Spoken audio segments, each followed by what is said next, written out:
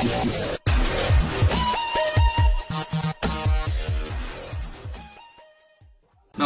मी अनिल उपाध्ये. शिवसिद्ध बातमीपत्रात आपलं स्वागत आहे. पाहूया आजची बातमी.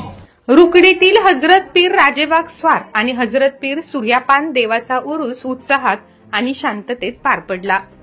मशहूर कव्वाल जुनेद सुलतानी पंजाब विरुद्ध शबनम बानू इचलकरंजी यांच्या कव्वालीचा जंगी मुकाबला झाला.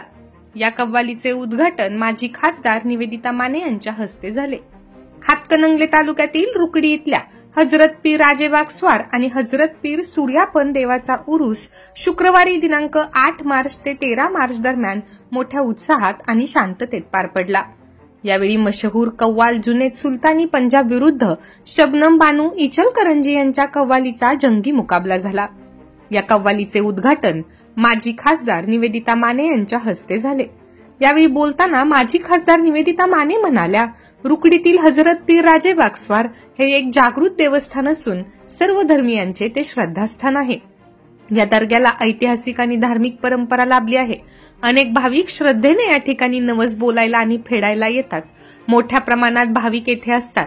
दर्गा आणि परिसराचा विकास होण्यासाठी मोठ्या प्रमाणात निधी लावण्यात आला आहे. या प्रसंगी सरपंच राजश्री रुकडीकर, उपसरपंच शीतल खोत यांनी मनोगत व्यक्त केले.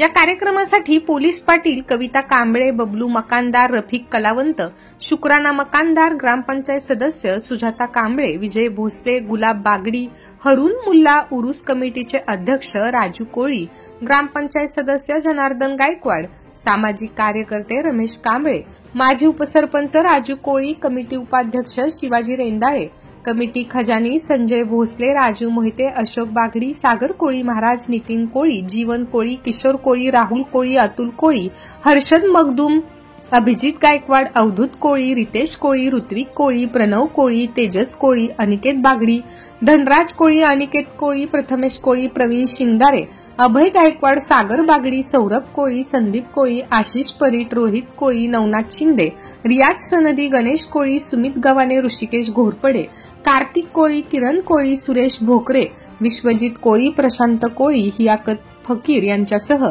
ग्रामपंचायत सदस्य, विविध संस्थांचे पदाधिकारी, मंडळाचे कार्यकर्ते, उरूस कमिटीचे सर्व सदस्य आणि ग्रामस्थ उपस्थित होते.